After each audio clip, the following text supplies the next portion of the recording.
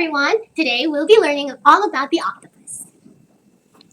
Alright, so the octopus is typically classified as actually a nekton. What is a nekton? It is an active swimmer and it is not one that just goes along with the current or with the waves. Unlike the plankton, they just move along in the ocean, they don't really swim.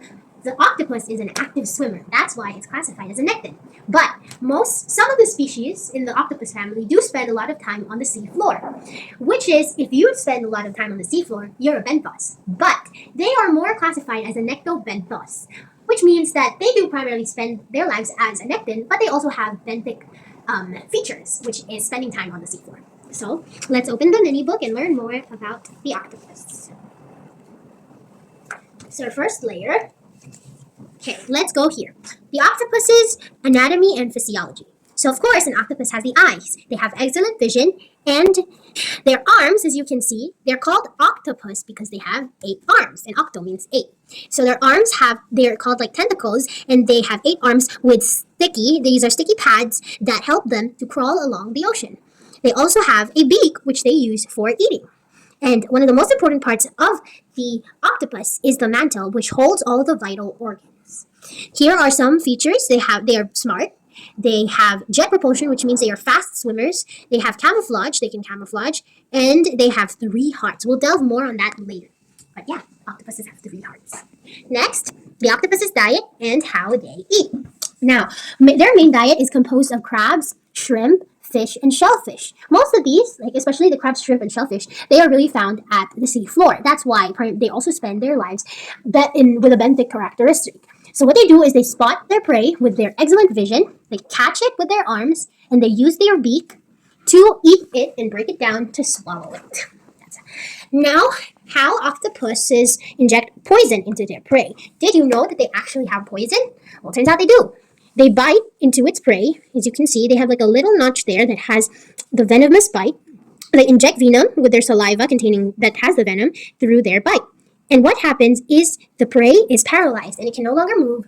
Therefore, it becomes a meal for the octopus. Speaking of poison, one of the most venomous animals in the ocean is actually a type of octopus. It's called the blue-ringed octopus. How can they kill? Well, they can kill a human being. What they do is they bite. It bites the victim, usually in shallow waters. Their venom is actually called tetrodotoxin, which is a powerful neurotoxin. Neurotoxin, that means that it specifically targets the nervous system, leaving you paralyzed. The venom paralyzes muscles, including the ones needed to breathe. That means it can also paralyze the muscles that can help you to breathe in your body, and that means you can die from it. The really dangerous part about this is one bite can kill several human beings. That's how powerful it is. So watch out for the blue-ringed octopus. It's really small, actually. It's not that big of an octopus, yet it has one of the most powerful venom bites in the ocean world. So, yeah, you gotta watch out for that. And although they look really, really interesting and really pretty, well, sometimes the prettiest things have the greatest states. So, next, we have the largest and the smallest octopus in the world. The largest octopus is called the giant Pacific octopus, and their arm span can go up to 9 meters or 30 feet. Imagine that. The smallest is the wolf inkless octopus, and they are just about 2.5 centimeters or around 1 inch. So that's how small they are. Next, how octopus grow a new arm when they lose one. This is one of the most fascinating things about an octopus. Did you know that sometimes, when they are escaping animals that want them as their prey, they sometimes lose an arm. But they have an amazing ability to grow a new one. When they lose their arm, they form a stump. And this stump is the one that grows into a new arm. Well, how do they grow their stump? Well, they have something what is called, we humans also have this. It's a type of cell, and it's called the stem cell. And it's essentially an unspecialized cell that they have that they can use to grow a part of their body. They're very good at manipulating the cell in order to grow the stump, and eventually it can grow into a new arm. We also have stem cells, but it doesn't really work in the same way as stem cells do with the octopus in regenerating their arms, and they're used for a different purpose. Octopuses can fully regenerate their arms, and so that means when an octopus loses its arm, it's not the end of the world. They can just grow it back. All right, that's the first layer of the mini book. Now let's go to the next one. This and this. Okay. What is the life cycle of an octopus? Well, they all start out as eggs. Then when they hatch, they're called hatchlings. As you can see, they're tiny, tiny, tiny. Then they grow into a juvenile, which is like the teenage stage. And finally, they grow into an adult. Of course, they need to reproduce, and the cycle begins all over again. Now, speaking of reproduction, what happens to the mama octopus when she lays her egg? So after they mate, of course, she will begin to lay her eggs. The mama octopus stays with her eggs, and she doesn't go around to feed. She doesn't leave her eggs whatsoever, and she fiercely protects her eggs with her life, literally. And after the eggs hatch, her job is done, essentially.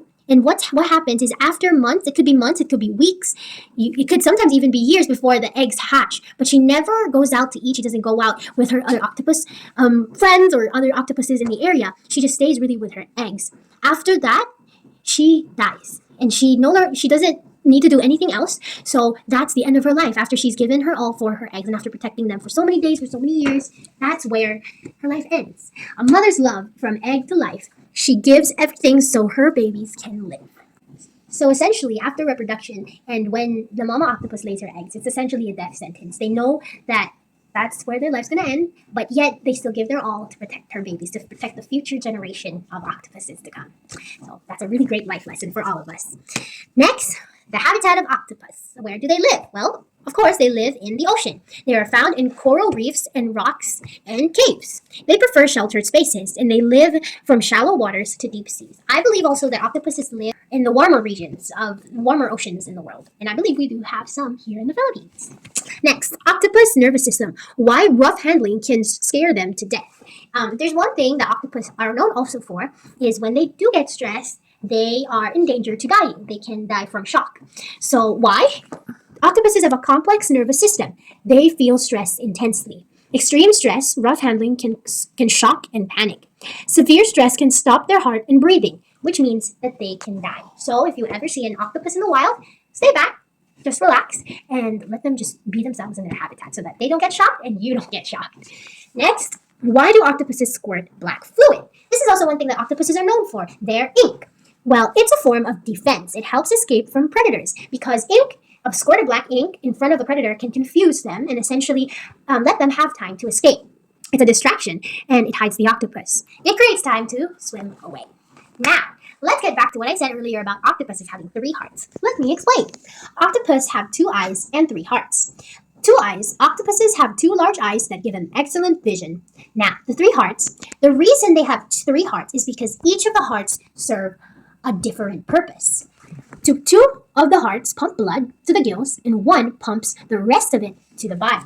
Now, yeah, see? So this one, it's a systemic heart, and they have 2 branchial hearts. Now, the difference between our heart and the octopus's 3 hearts is that each of them has to carry out a different function. But for our heart, it can support all those functions just in one.